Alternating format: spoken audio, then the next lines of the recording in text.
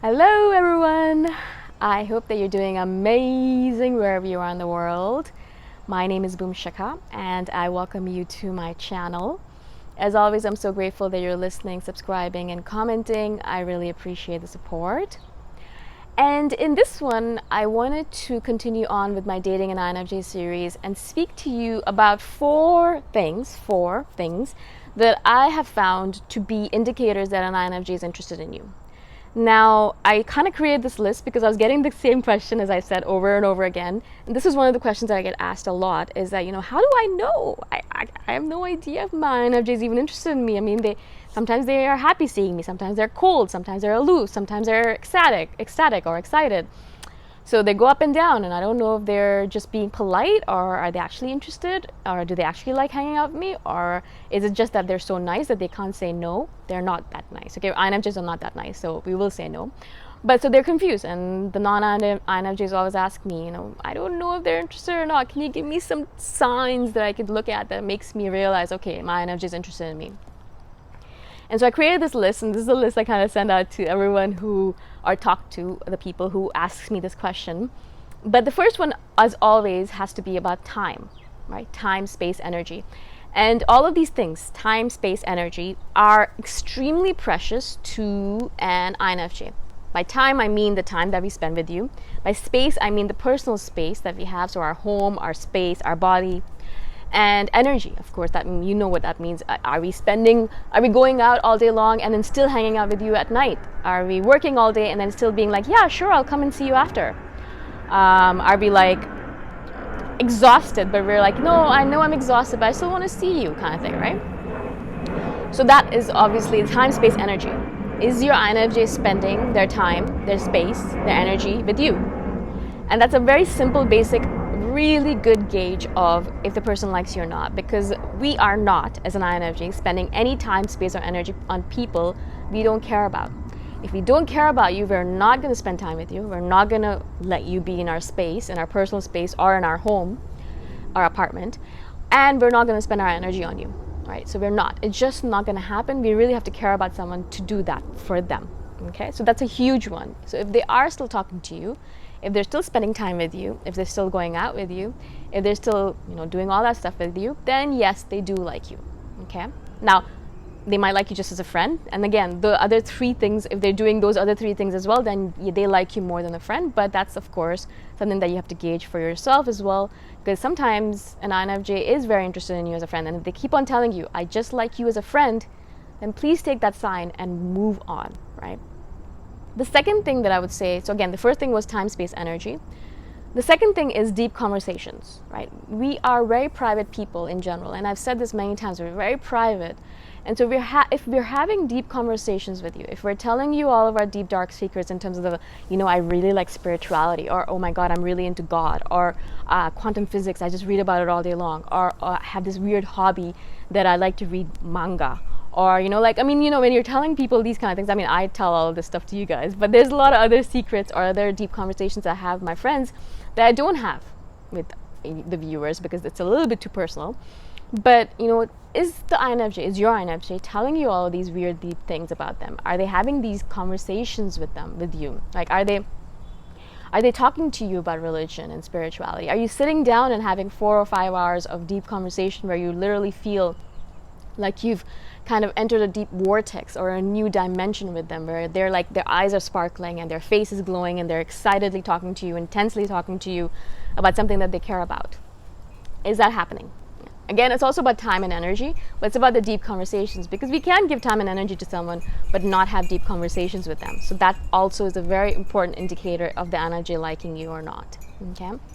The third thing is interests. Now, I've already kind of spoken about this, but in detail, we have a lot of weird, quirky interests as an INFJ. Every INFJ I've known has these weird interests, and I'm like, you, I think, are more weird than I am, which is saying a lot. So is that INFJ sharing those weird, quirky, deep interests with you? Are they telling you about it? Recently, I was speaking to someone, and, the INFJ they like plays the violin or something, or the piano. Something like that, anyways. And it's not a weird, quirky interest, but it is something that they really care about. It's something that they really love. she loves playing the piano, and he noticed that she loves playing the piano. And I told him that if she plays the piano for you, that means she's opening up to you. I mean, I'm kind of learning the ukulele right now, and I don't play the ukulele for anyone because it's a very private thing. I'm singing at the same time, I'm happy, I'm joyful, I'm kind of making up all these weird songs. But if I share that with someone, then they will know that they're important to me, right? So weird, quirky interests, are they sharing that with you, right? Very important to gauge that, because they definitely do have a weird, quirky, or they have an interest, a deep interest, something that they never share with anyone. But if they share that with you, good sign all around. And the last one, I mean, these are just 4 that I've kind of gauged. There's lots more, I'm sure, depending on the INFJ, but these are the 4. Let's focus on these 4 at first. And the last one is circles, or sharing circles. And what we do as an INFJ, again, because we're so private, is that we keep all of our circles separate. So we keep our family circle separate from our friends circle, from our work circle, from our spiritual circle. We kind of keep all those circles separate, all of our groups separately, right?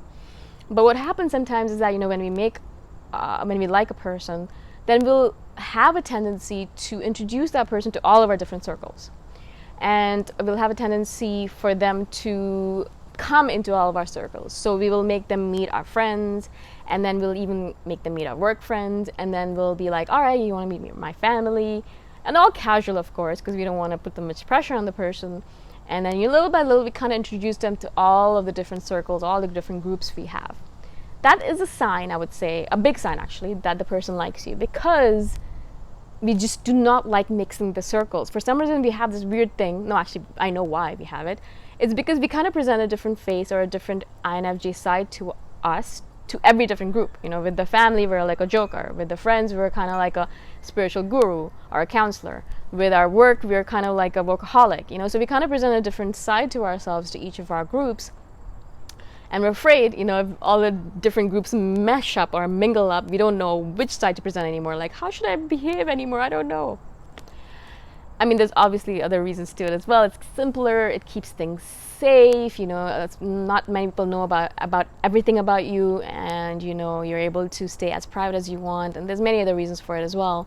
But again, it's a sign that if the person takes you into into their different circles and introduces you, just casually even, it's a huge sign that they are showing you, weirdly enough, trying to show you that they like you, that they care about you, and that they want you to be a deeper, bigger part of their life.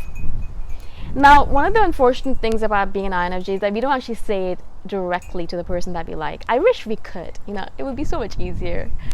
I wish we could just be like, you are a cool person, and I like hanging out with you, and you make me feel good. I like you, kind of thing. I wish we could say that out loud, but we don't. So we do these weird little things on the side to show them that we care about them. But the other person doesn't get it. We're doing all these things for them, trying to show them that we like them. The other person has no idea that we're trying to do that, because they don't work the same way as we do.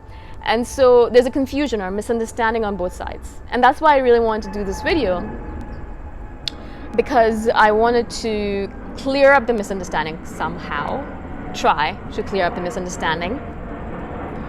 And the point is that one side is always going to have a different way of showing love than the other side, right?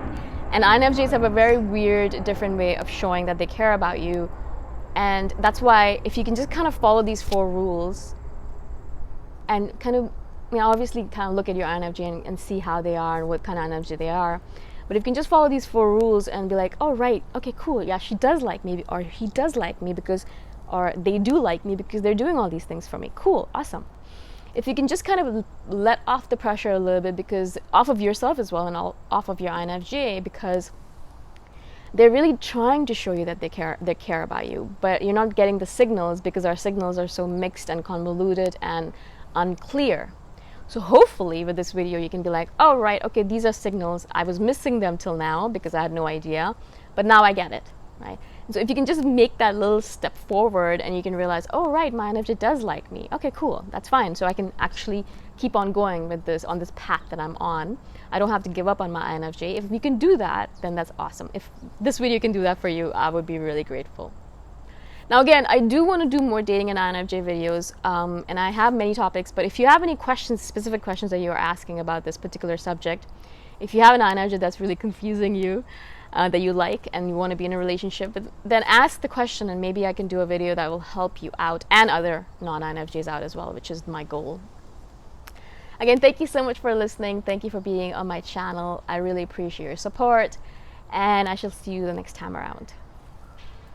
Bye for now.